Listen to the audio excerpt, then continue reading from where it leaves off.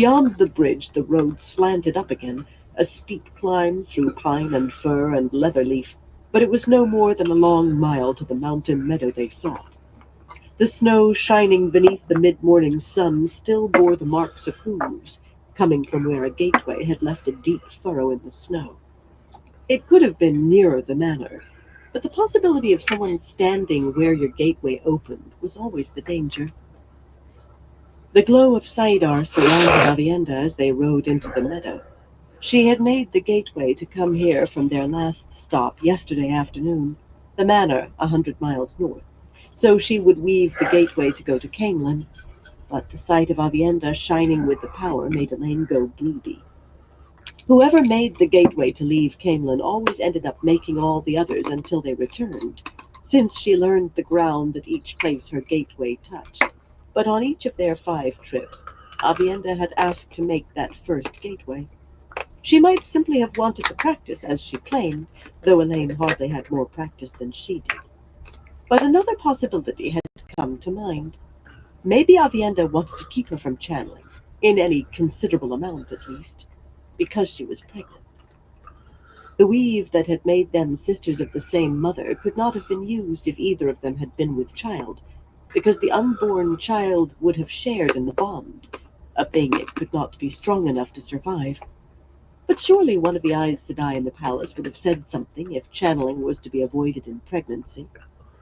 Then again, very few Aes Sedai ever bore children. They might not know. She was aware there were many things Aes Sedai did not know, however much they might pretend otherwise to the rest of the world. She herself had taken advantage of that presumption from time to time, but it seemed very strange that they might be ignorant of something so important to most women. It was as though a bird knew how to eat every seed and grain except barley, so supposedly knew, because if it did not know how to eat barley, what else might it be ignorant of? Wise ones bore children, though, and they had said nothing about them. Abruptly, concerns over her channeling and what Aes Sedai might or might not know were pushed right out of her head. She could feel someone channeling Saidar. Not Avienda, not someone on one of the surrounding mountains, not anyone near as close as that. This was distant, like a beacon blazing on a far mountain top in the night. A very distant mountain. She could not imagine how much of the one power was needed for her to feel channeling at that distance. Every woman in the world who could channel must be able to sense this, to point straight to it. And the beacon lay to the west. Nothing had changed in the bond with Rand. She could not have said exactly where he was within 100 miles, but she knew. "He's in danger," she said. "We must go to him, Avienda." Avienda gave herself a shake and stopped staring westward. The glow remained around her, and Elaine could feel that she had drawn on the source as deeply as she could. But even as Avienda turned to her, she felt the amount of Saidar the other woman held dwindle. "We must not, Elaine." Aghast, Elaine twisted in Fireheart's saddle to stare at her. "You want to abandon him? To that?" No one could handle so much of Saidar, not the strongest, not unaided. Supposedly a Sa'angreal existed greater than anything else ever made, and if what she had heard was correct, that might be able to handle this. Maybe. But from what she had heard, no woman could use it and live, not without Turangreal made for the purpose, and no one had ever seen one that she knew of. Surely no sister would try, even if she had found one. That much of the one power could level mountain ranges at a stroke. No sister would try, except perhaps one of the Black Aja, or worse, one of the Forsaken, maybe more than one. What else could it be?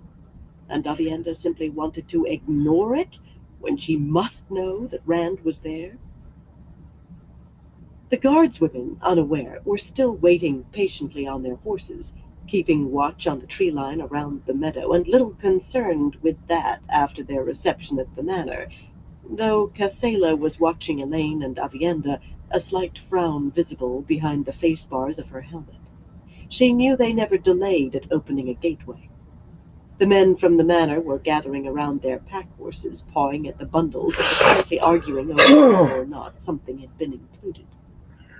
Avienda still moved her gray closer to Elaine's black, and spoke in a voice that would not carry.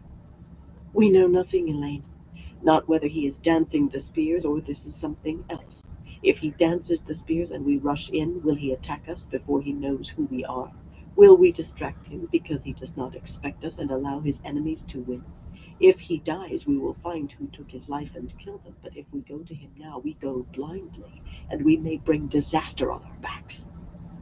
"We could be careful," Elaine said sullenly. It infuriated her that she was feeling sullen and showing it, but all she could do was ride her moods and try not to let them get the upper hand completely. "We don't have to travel right to the spot." Gripping her pouch, feeling the small ivory carving of a seated woman that nestled inside, she looked pointedly at her sister's amber brooch. "Light, Avienda. We have Angreal, and neither of us is exactly helpless." Oh, Light. Now she was sounding petulant. She knew very well that both of them together, Angreal and all, would be flies battling a flame against what they could sense. But even so, a fly bite at the right moment might make the difference. "And don't tell me I'll endanger the baby. Min said she'll be born strong and healthy. Say so yourself. That means I will live at least long enough for my daughter to be born." She hoped for a daughter.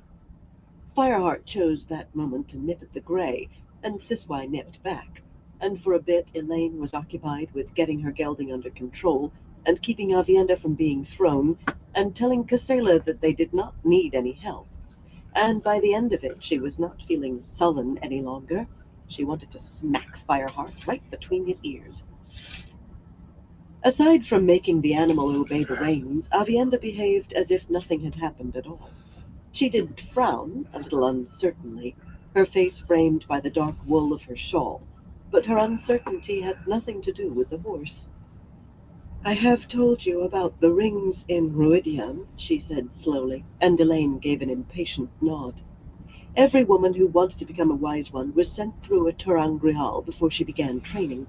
It was something like the Turangrial used to test novices for being raised to accepted in the White Town, except that in this one, a woman saw her whole life. All of her possible lives, really, every decision made differently, an infinite fan of lives based on differing choices. "No one can remember all of that, Elaine, only bits and pieces. I knew I would love Randall Thor." She was still uncomfortable sometimes about using just his first name in front of others. "And that I would find sister wives. For most things, all you retain is a vague impression at best, a hint of warning sometimes. I think if we go to him now, something very bad will happen. Maybe one of us will die, maybe both, in spite of what Min said." That she said Min's name without fumbling was a measure of her concern. She did not know Min very well, and usually named her formally as Min Farshaw. "Perhaps he will die. Perhaps something else. I do not know for sure. Maybe we will all survive, and we will sit around a fire with him, toasting Pekara when we find him. But the glimmer of a warning is there in my head." Elaine opened her mouth angrily. Then she closed it again, anger draining away like water down a hole, and her shoulders slumped. Perhaps Avienda's glimmer was true, and perhaps not. But the fact was that her arguments had been good from the start. A great risk taken in ignorance, and taking it might bring disaster. The beacon had grown brighter still, and he was there, right where the beacon was. The bond did not tell her so, not at this distance, but she knew. And she knew she had to leave him to take care of himself, while she took care of Andor. "I don't have anything to teach you about being a wise one, Avienda," she said quietly. "You are already much wiser than I, not to mention braver and more cool-headed. We return to Camelin." Avienda colored faintly under the praise. She could be very sensitive at times, but she wasted no time in opening the gateway, a rotating view of a stable-yard in the royal palace that widened into a hole in the air and let snow from the meadow fall onto the clean-swept paving stones as near 300 miles away as made no difference. The sense of Birgitta, somewhere in the palace, sprang alive in Elaine's head. Birgitta had a headache and a sour stomach. Not unusual occurrences of late, but they suited Elaine's mood all too well. I must leave him to take care of himself, she thought, as she rode through. Light. How often had she thought that? No matter. Rand was the love of her heart and the joy of her life, but Andor was her duty. Chapter 11. Talk of Debts. The gateway was positioned so that Elaine seemed to be riding out of a hole in the wall against the street into a square marked out for safety by sand-filled wine barrels standing on the paving stones. Oddly, she could not feel a single woman channeling anywhere in the palace, though it housed more than 150 with the ability. Some would be stationed on the city's outer walls, of course, too far for her to sense anything short of a linked circle, and a few would be out of the city altogether.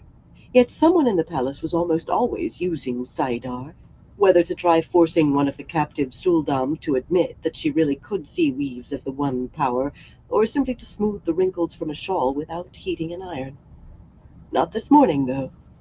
Windfinder arrogance often matched the worst shown by any Aes Sedai, yet even that must be quashed by what they sensed. Elaine thought that if she climbed to a high window, she must be able to see the weaves of that great beacon, hundreds of leagues distant as they were. She felt like an ant that had just become aware of mountains, an ant comparing the spine of the world to the hills it had always held in awe. Yes, even the Windfinders must be walking small in the face of that. On the eastern side of the palace, and fronted on north and south by two-story-high stables of pure white stone, the Queen's stable-yard traditionally was given over to the Queen's personal horses and carriages, and she had hesitated over using it before the Lion Throne was acknowledged hers. The steps that led to the throne were as delicate as any court dance, and if the dance sometimes came to resemble a tavern brawl, you still had to make your steps with grace and precision in order to gain your goal. Claiming the perquisites before being confirmed had cost some women their chance to rule. In the end, she had decided it was not a transgression that would make her seem overproud. Besides, the Queen's stable-yard was relatively small and had no other use. There were fewer people to keep away from an opening gateway. In fact, when she entered it, the stone-paved yard was empty, apart from a single red-coated groom standing in one of the arched stable doorways, but he turned to give a shout inside, and dozens more came spilling out as she guided Fireheart clear of the marked-off square. After all, she might have returned with an entourage of powerful lords or ladies, or perhaps they could have survived. Casela brought the pilgrims to the gateway and ordered them to come out and see to their animals.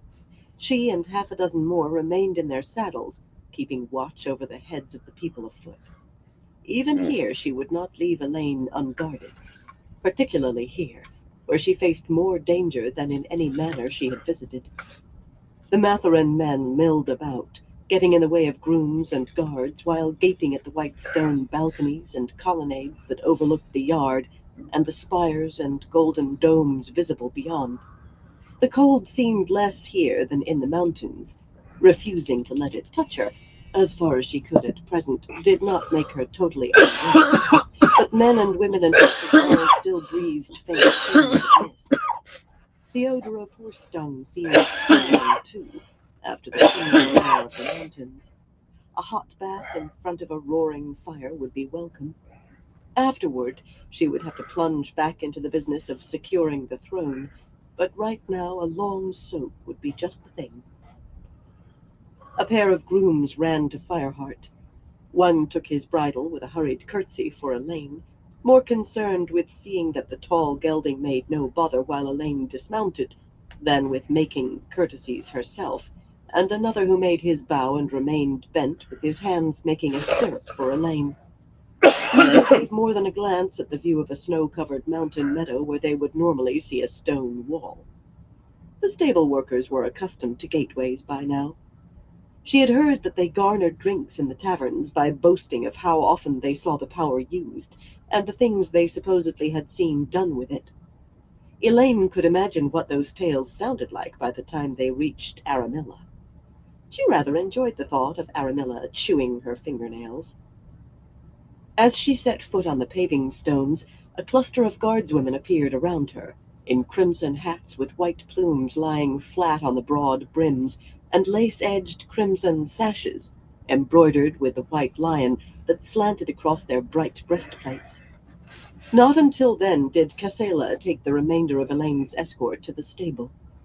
Their replacements were just as wary, eyes watching every direction, hands hovering near their sword hilts, except for Denny, a wide, placid-faced woman who carried a long brass-studded cudgel. They were only 9 in number.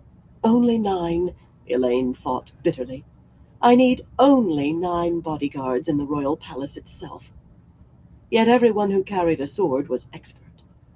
Women who followed the trade of the sword, as Casella called it, had to be good, or else sooner or later they were cut down by some fellow whose only advantage was strength enough to batter her down. Denny possessed no facility with the sword at all, but the few men who had tested her cudgel regretted doing so. Despite her bulk, Denny was very quick, and she had no concept of fighting fair, or of practice, for that matter. Rasuria, the stocky under-lieutenant in charge, seemed relieved when the grooms led Fireheart off. If Elaine's bodyguard had their way, no one except themselves would have been allowed within arm's reach. Well, maybe they were not quite that bad, but they looked with suspicion at almost everyone except Birgitta and Avienda. Rasuria, a Tyran despite her blue eyes and the yellow hair she wore cut short, was among the worst in that regard, even insisting on watching the cooks make Elaine's meals, and having everything tasted before it was brought up. Elaine had not protested, however overzealous they might be. One experience of drugged wine was more than enough, even when she knew she would live at least long enough to bear her child. But it was neither the guardswomen's mistrust nor the need for it that tightened her mouth. It was Birgitta, weaving her way through the crowded stable-yard, but not toward her. Avienda was last to appear out of the gateway, of course, after she was sure that everyone was through, and before she let the gateway wink out of existence, Elaine started in her direction, striding off so suddenly that her escort had to leap to maintain their guarding ring around her. As quickly as she moved, though, Birgitta, with her thick golden braid hanging to her waist, was there first, helping Avienda down and handing the gray mare over to a long-faced groom, who seemed almost as leggy as Siswai. Avienda always had more difficulty getting off a horse than getting on, but Birgitta had more than assistance in mind. Elaine and her escort arrived just in time to hear the woman say to Avienda in a low, hurried voice, "Did she drink her goat's milk? Did she get enough sleep? She feels—" Her voice trailed off at the end, and she drew a deep breath before turning to face Elaine, outwardly calm and unsurprised to find her right there. The bond did work both ways. Birgitta was not a big woman, though she stood taller than Elaine in her heeled boots, as tall as Avienda, but she usually had a presence that was only heightened by the uniform of the Captain General of the Queen's Guards, a short red coat with a high white collar, worn over baggy blue trousers tucked into gleaming black boots, 4 golden knots on her left shoulder, and 4 bands of gold on each white cuff. After all, she was Birgitta Silverbow, a hero out of legend. She remained wary of trying to live up to those legends. She claimed that the stories were grossly inflated where they were not complete fabrications. Yet she was still the same woman who had done every one of the things that formed the heart of those legends, and more besides. Now, despite her apparent composure, unease tinged the concern for Elaine that flowed through the bond along with her headache and her sullen stomach. She knew very well that Elaine hated for them to check on her behind her back. That was not the whole reason for Elaine's irritation, but the bond let Birgitta know just how upset she was. Avienda, calmly unwrapping her shawl from around her head and draping it over her shoulders, attempted the gaze of a woman who had done nothing wrong, and certainly was not involved with anyone else who had done anything wrong. She might have managed it, if she had not widened her eyes for an added touch of innocence. Birgitta was a bad influence on her in some ways. "I drank the goat's milk," Elaine said in a level voice, all too conscious of the guardswomen ringing the three of them. Facing outward, eyes scanning the yard and the balconies and the rooftops, nearly every one was certainly listening. "I got enough sleep. Is there anything else you want to ask me?" Avienda's cheeks colored faintly. "I think I have all the answers I need for the moment," Birgitta replied, without a hint of the blush Elaine had been hoping for. The woman knew she was tired, knew she had to be lying about the sleep. The bond was decidedly inconvenient at times. She had drunk nothing but half a cup of extremely well-watered wine last night, but she was beginning to have Birgitta's morning after head and her sour stomach. None of the other Aes Sedai she had spoken to about the bond had mentioned anything of the kind, but she and Birgitta all too often mirrored one another, physically and emotionally. The last presented real problems when her moods were on a seesaw. Sometimes she managed to shrug it off or fight it off, but today she knew she was going to have to suffer until Birgitta was healed. She thought the mirroring must occur because they were both women. No one had heard of anyone bonding another woman before. Few had heard of it now, to tell the truth, and some of them seemed to believe it could not be true. A warder was male as surely as a bull was male. Everyone knew that, and not many stopped to think that anything that everyone knew deserved close examination. Being caught in a lie when she was trying to follow Egwene's dictate about living as if she had already taken the 3 oaths made Elaine defensive, and that made her blunt. "Is Dylan back?" "No," Birgitta said just as bluntly, and Elaine sighed. Dylan had left the city days before Aramilla's army appeared, taking Rihanna Corley with her to make gateways and speed her travel, and a great deal depended on Dylan's return. On what news she brought back. On whether she brought anything besides news. Choosing who would be Queen of Andor was quite simple, boiled down to essentials. There were over 400 houses in the realm, but only 19 strong enough that others would follow where they led. Usually all 19 stood behind the daughter heir, or most of them, unless she was plainly incompetent. House Mantiar had lost the throne to Trakand when Mordrellin died, only because Tigraine, the daughter heir, had vanished, and Mantiar had begun running heavily to boy children, and because Morghese Trakand had gathered 13 houses in her support. Only 10 of the 19 were necessary to ascend the throne by law and custom. Even claimants who still thought they should have the throne themselves usually fell in with the rest, or at least fell silent and gave up their pursuit, once another woman had 10 houses at her back. Things had been bad enough when she had 3 declared rivals, but now Nayan and Elenia were united behind Aramilla Marn, of all people, the least likely of the 3 to have succeeded. And that meant she had 2 houses, 2 large enough to count. Mathurin and those 18 others she had visited were too small, her own Trakand and Dyalan's Taravin to face 6.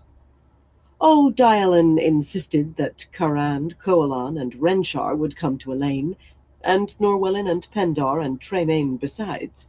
But the first 3 wanted Dyalan herself on the throne, and the last 3 seemed to have gone into hibernation. Dyalan was firm in her loyalty, though, and tireless on Elaine's behalf. She persisted in her belief that some of the houses that were keeping silent could be convinced to support Elaine. Of course, Elaine could not approach them herself, but Dyalan could. And now the situation verged on desperate. 6 houses supporting Aramilla, and only a fool would think she had not sent feelers out toward the others. Or that some might listen just because she did have 6 already.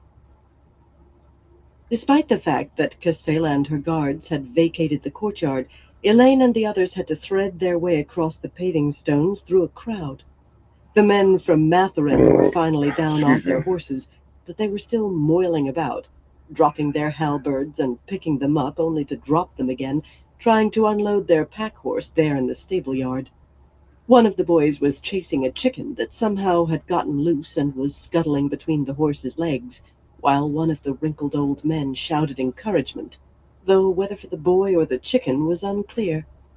A leather-faced bannerman with the merest fringe of white hair remaining in a faded red coat that strained across his belly was trying to establish order with the help of an only slightly younger guardsman, both of them likely returned from their pensions, as a good many had, but another of the boys seemed about to lead his shaggy horse into the palace itself, and Birgitta had to order him out of the way before Elaine could enter.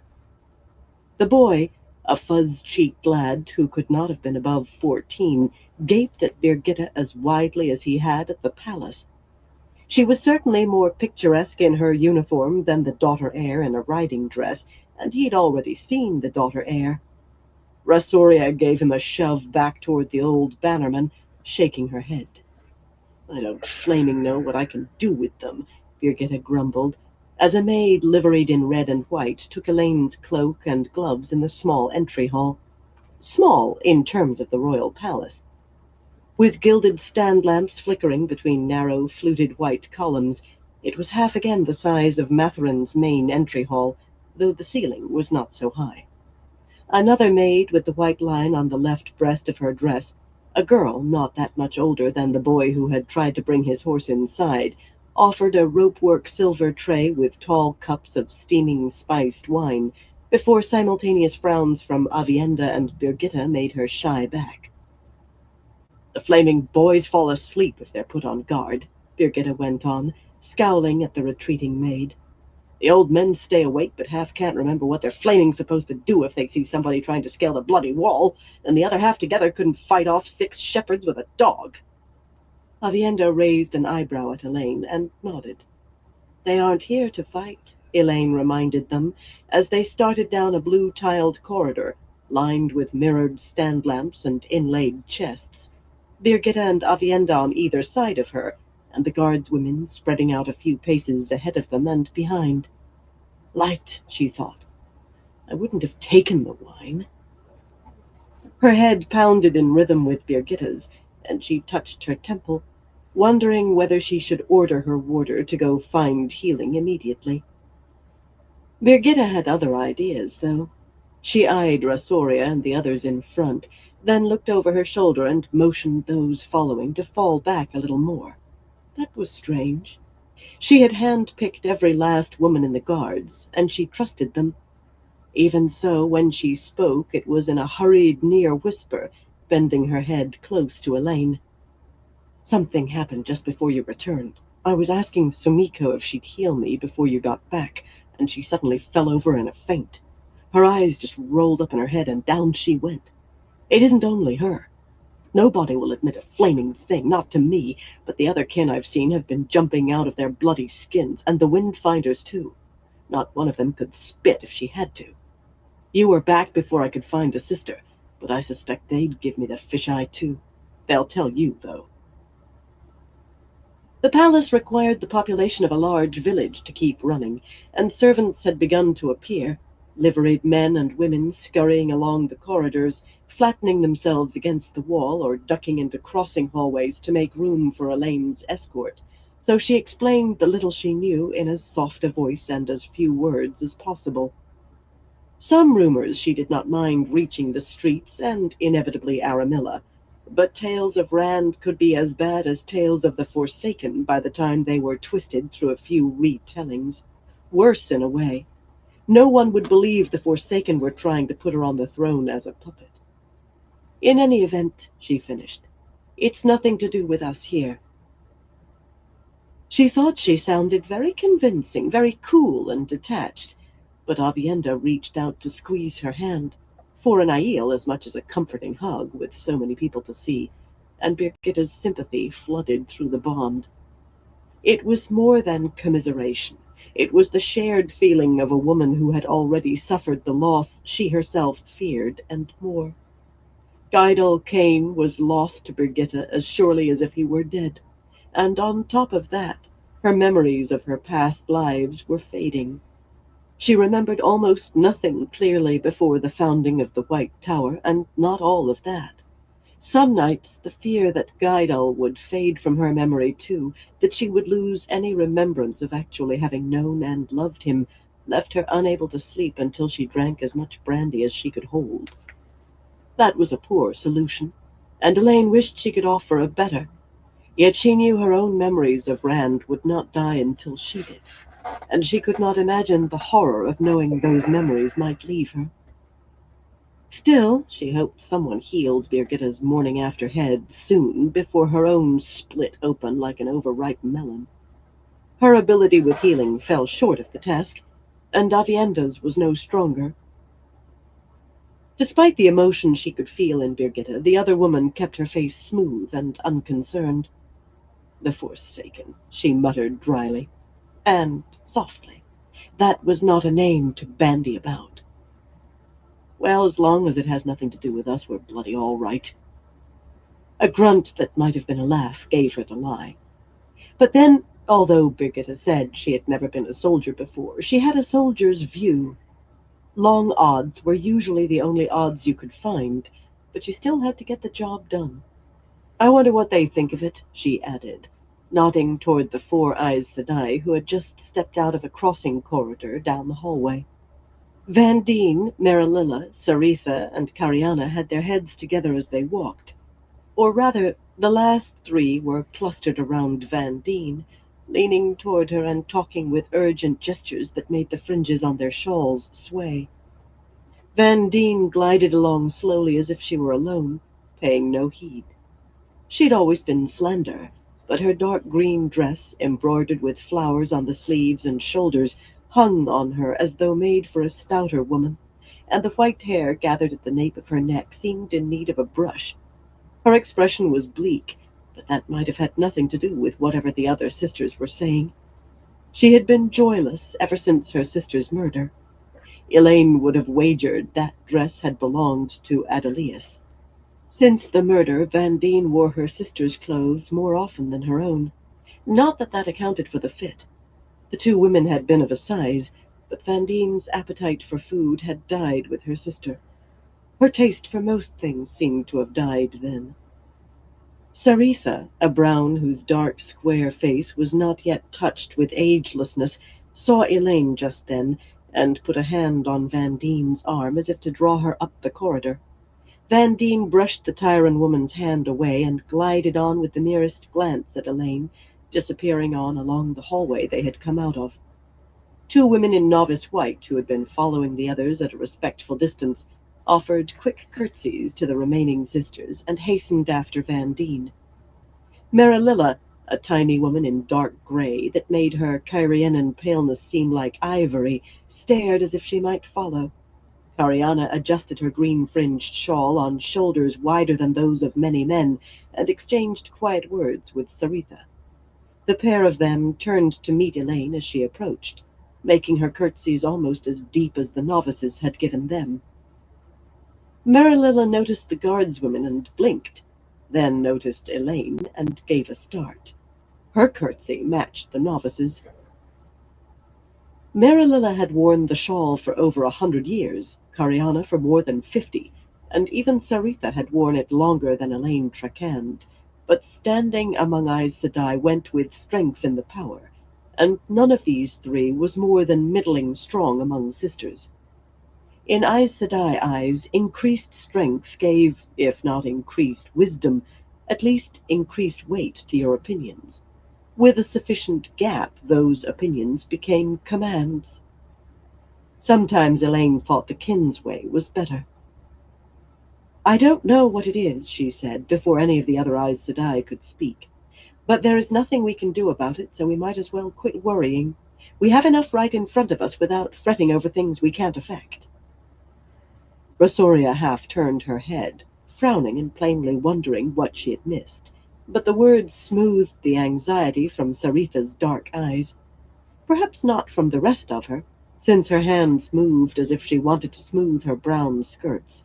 Yet she was willing to follow the lead of a sister who stood as high as Elaine.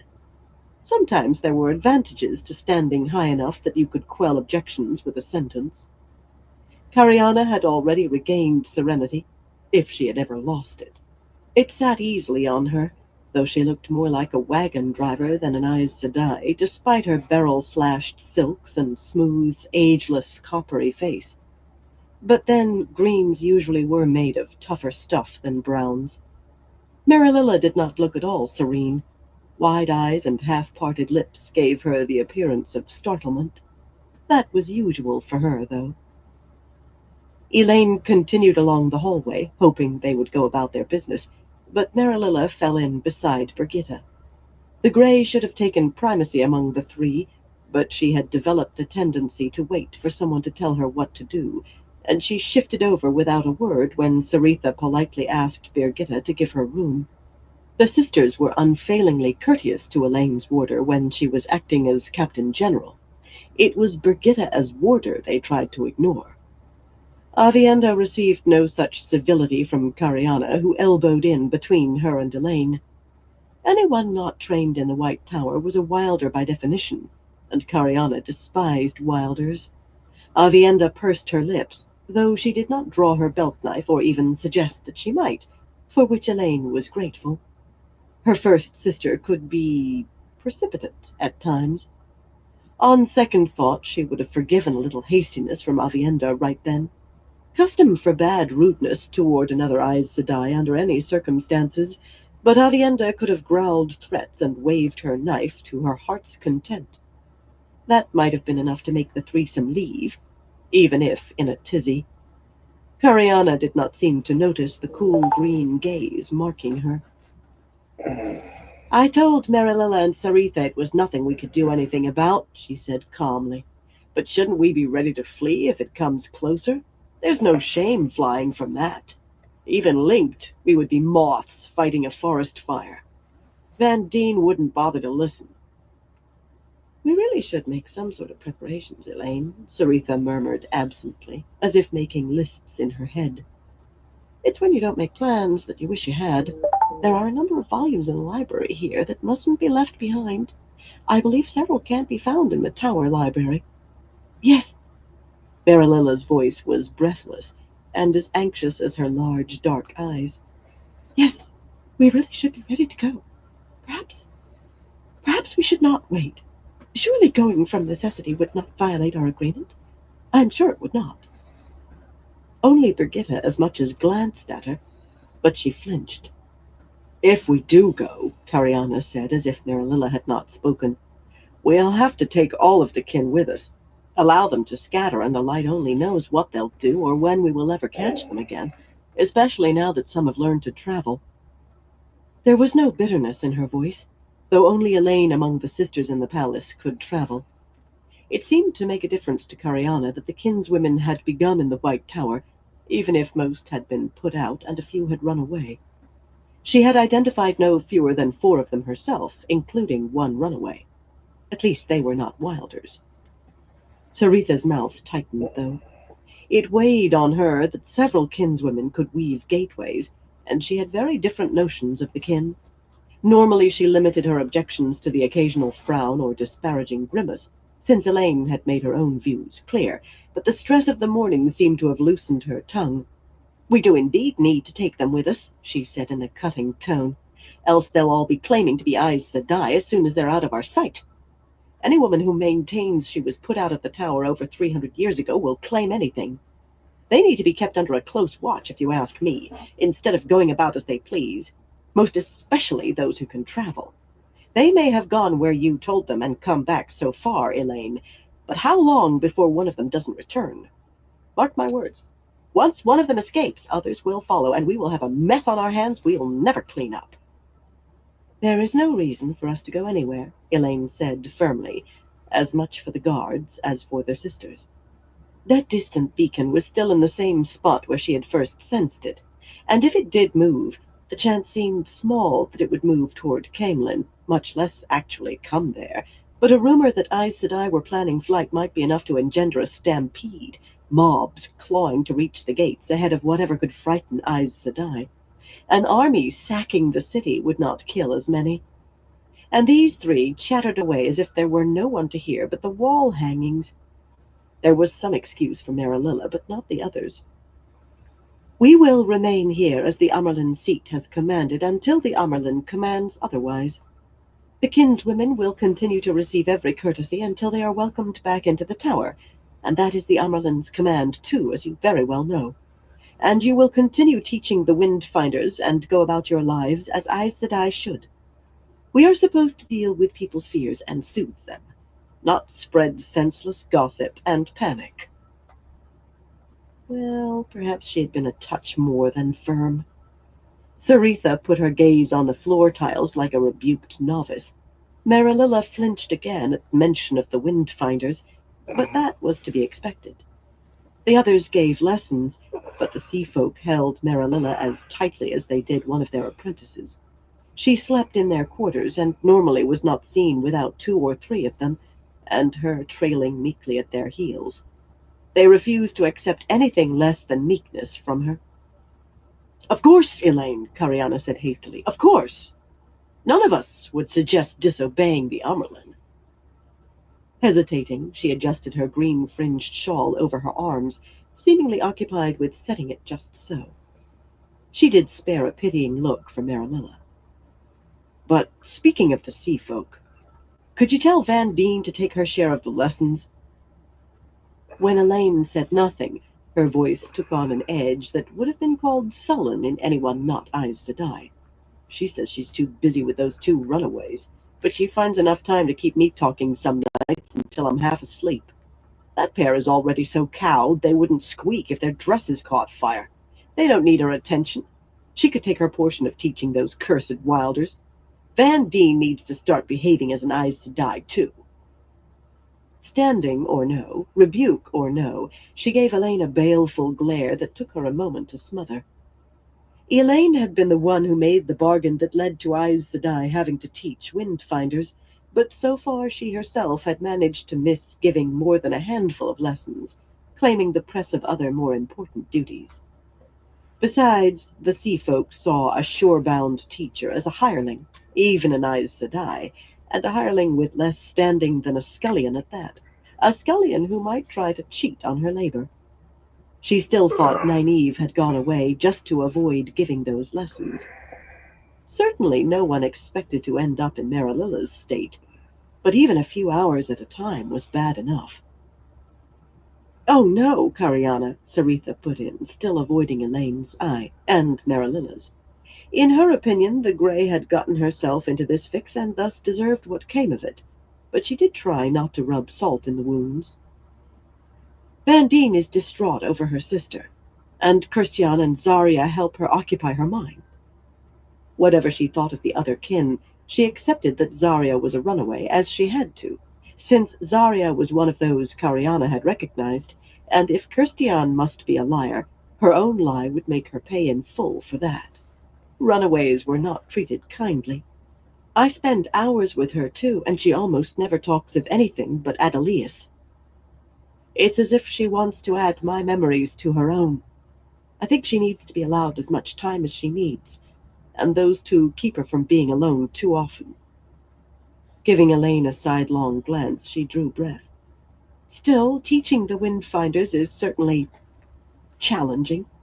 Perhaps an hour now and then would help pull her out of despondency, if only by making her angry. Don't you agree, Elaine? Just an hour or 2 now and then?" "Van Deen will be allowed as much time to grieve for her sister as she needs or wants," Elaine said in level tones, "and there will be no more discussion of it." Cariana sighed heavily and rearranged her shawl again. Saritha sighed faintly and began twisting the great serpent ring on the forefinger of her left hand. Perhaps they had sensed her mood, or perhaps it was just that neither looked forward to another session with the Windfinders. Marililla's permanently surprised expression did not change, but then her sessions with the sea folk lasted all day and all night, unless Elaine managed to pry her away, and the Windfinders were becoming less and less willing to let her go, no matter how Elaine pried. At least she had managed to avoid being curt with the 3. It took an effort, especially with Aviendha there.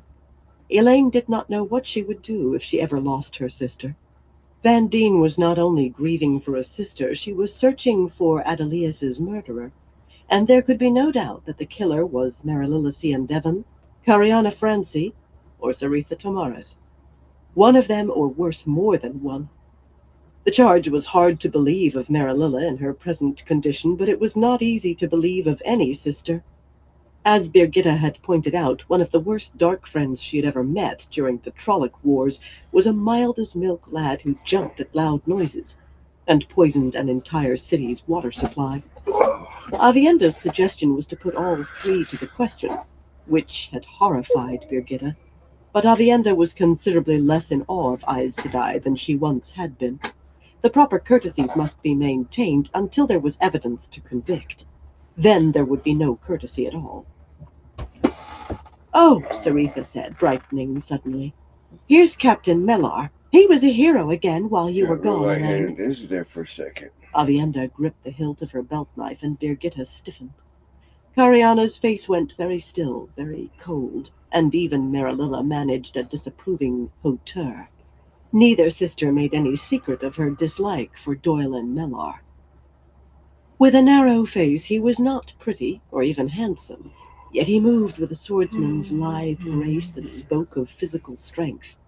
As captain of Elaine's bodyguard, he rated 3 golden knots of rank, and he wore them soldered to each shoulder of his brightly burnished breastplate.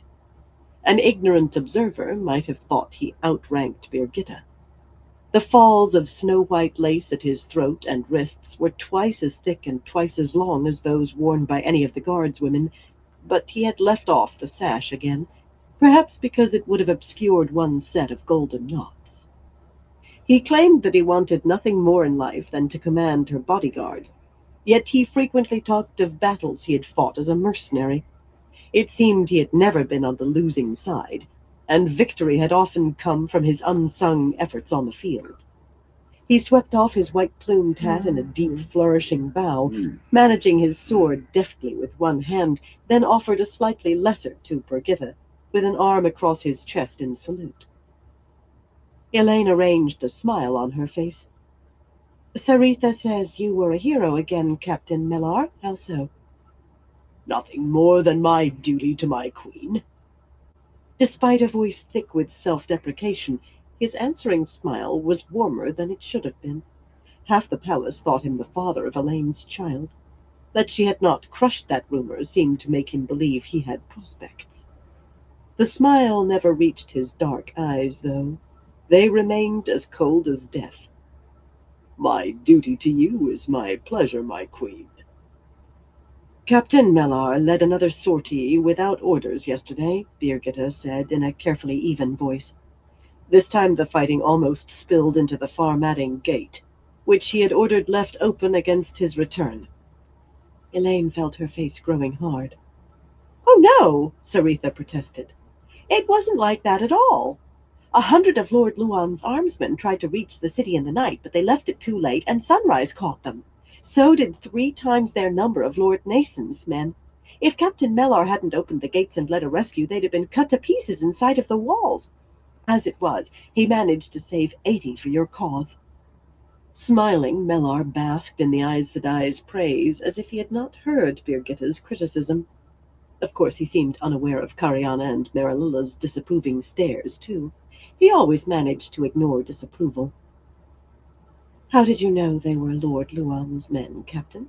Elaine asked quietly. A small smile that should have given Mellar warning appeared on Birgitta's face. But then he was one of those who seemed not to believe she was a warder.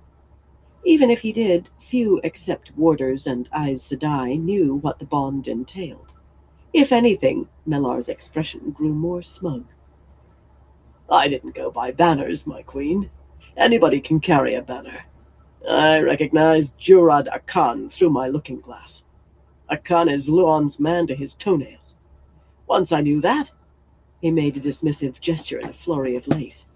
"The rest was no more than taking a little exercise." "And did this Jurad Akan bring Hey, a message Christopher, from how you Lord doing? Luan? Anything signed and sealed affirming House Norwellan's support for Trakand?" Nothing in writing, my queen, but as I said, Lord Luan has not declared for me, Captain. Mellar's smile faded somewhat. He was unused to being cut short. But, my queen, Lady Dialin says that Luan is as good as in your camp right now. Akan showing up is proof of nothing, Captain, Elaine said coldly. Perhaps Lord Luan will be in my camp eventually, Captain, but until he declares, you've given me 80 men who need to be watched. 80 out of 100. And how many of hers have he lost? And he had risked... Salut Chris, j'espère que tu vas bien. Content de te voir. And he had risked Camelin doing it, burn him. Since you can find time in your duties commanding my bodyguard to lead sorties, you can find time to arrange for watching them. I won't spare anyone from the walls for it. Set Master Akan and his fellows to drilling the men I've brought in from the manors. That will keep them all busy and out of trouble most of each day, but I leave it to you how to keep them away from the walls the rest of the time. And I do expect them kept away from the walls and out of trouble, Captain. You may see to it now. Mellar stared at her, stunned. She had never taken him to task before, and he did not like it, particularly in front of so many witnesses. There were no overwarm smiles now. His mouth twitched, and a sullen heat grew in his eyes. But there was nothing for him to do except to jerk another bow, murmur, "As my queen commands," in a hoarse voice, and leave with as good a grace as he could muster. Before he had gone 3 paces, he was striding down the hall as if to trample anyone who got in his way. She would have to tell Rosoria to take care. He might try to soothe his bile by taking it out on those who had seen and heard. Marililla and Cariana gave almost identical nods. They would have seen Mellar called down and preferably put out of the palace long since. Even if he did wrong, Saritha said carefully, and I'm not convinced that he did. Captain Mellar saved your life, at risk to his own, Elaine, your life and that of the Lady Dialin. Was there really need to embarrass him in front of the rest of us? Never think I avoid paying my debts, Saritha. Elaine felt Avienda grip one of her hands and Birgitta the other. She gave each of them a light squeeze. When you were surrounded by enemies, it was good to have a sister and a friend close by. I am going to find a hot bath now, and unless one of you wishes to scrub my back. They could recognize a dismissal, and they departed more gracefully than Captain Mellar, Cariana and Saritha already discussing whether or not the Windfinders would actually want lessons today, Marililla trying to look every direction at once, in hope of avoiding any Windfinders. No, you just woke What up. would they talk of later, though? Whether Elaine was having a spat with the father of her child? Whether they had successfully hidden their guilt in killing Adelius? I always pay my debts, Elaine thought, watching them go, and I help my friends pay theirs. Chapter 12. A Bargain.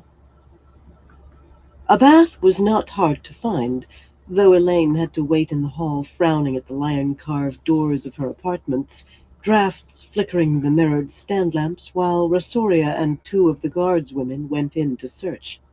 Once they were sure there were no assassins lying in wait, and guards had been arrayed in the corridor and outer room, Elaine entered to find white-haired Asanda waiting in the bedchamber with Naris and Stephanie, the 2 young tirewomen she was training. Asanda was slim, with Elaine's golden lily embroidered over her left breast, and a very great dignity emphasized by her deliberate way of moving, though some of that came from age and aching joints she refused to acknowledge.